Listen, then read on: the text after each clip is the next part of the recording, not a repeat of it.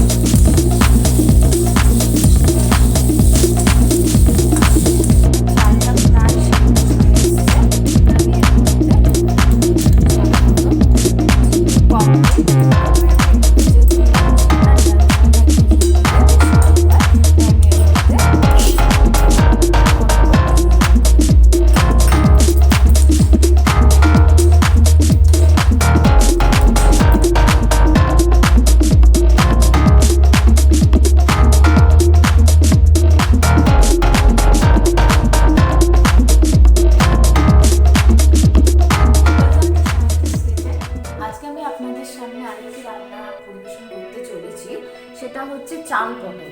করতে লাগছে আমার পটল, সেদ্ধ করা আলু, লাগছে সর্ষের তেল, ফোড়নের জন্য জিরে, তেজপাতা আর একটা আমি এলাচ নিয়েছি, লাগছে হলুদ, নুন, চিনি, ধনে গুঁড়ো, গরম মশলা, জিরে গুঁড়ো, আদা বাটা, লাগছে একটু ড্রাই ফ্রুটস আর ঘি আর চাল আর জল তো লাগছে। গোবিন্দভোগ চাল আমি এখানে নিয়েছি।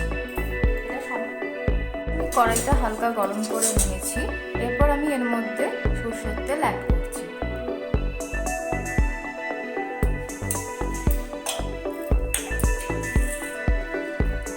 তেলটা হালকা গরম হয়ে গেলে আমি পটল নিয়েছি।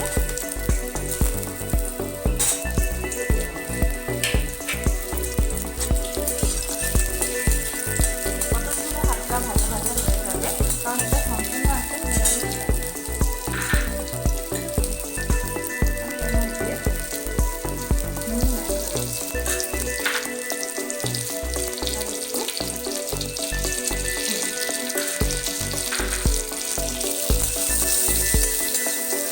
পটলগুলো হালকা করে ভেজে নেব।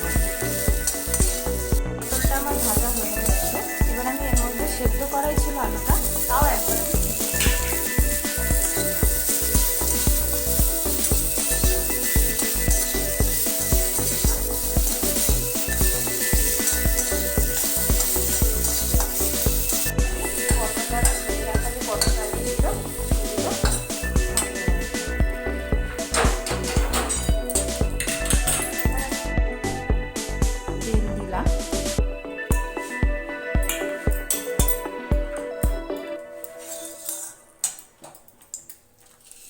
তেলটা হালকা গরম হলে আমি এর মধ্যে একটা তেজপাতা,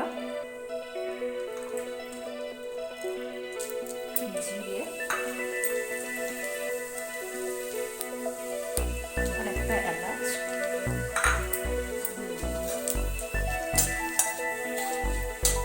মশলা তৈরি করে নিয়েছি। সেখানে ছিল হচ্ছে আদা পেস্ট, রয়েছে হলুদ, নুন আর জিরে গুঁড়ো, ধনে গুঁড়ো। ইচ্ছা করলে আপনারা রেড চিলি পাউডারও দিতে পারেন। সেটা আমি এখানে ঢেলে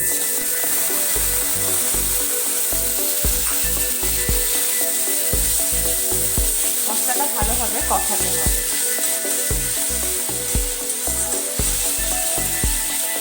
এলাকা ড্রাই ফ্রুটগুলো এর মধ্যে দিয়ে দিলাম। এখানে অ্যাড করছি গোবিন্দভোগ চাল। চালটা একটু ভালো হবে।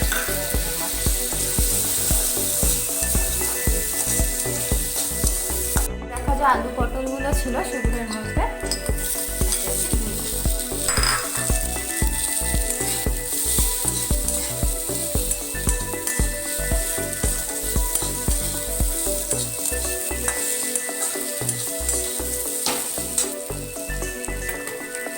আমি জল অ্যাড করছি।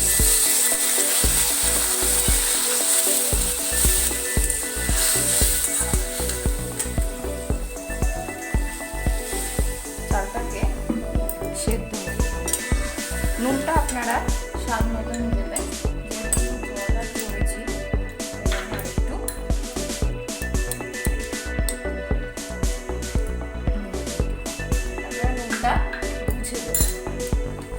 চালটা সেদ্ধ হবে।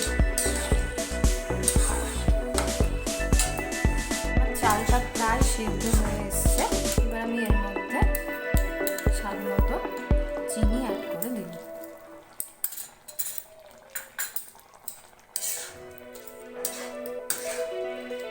কমপ্লিট। এবার আমি এর মধ্যে, যেহেতু নিরামিষ রান্না একটু ঘি দিলে বেশ স্বাদ হয়, তাই আমি এর মধ্যে অল্প ঘি অ্যাড করি।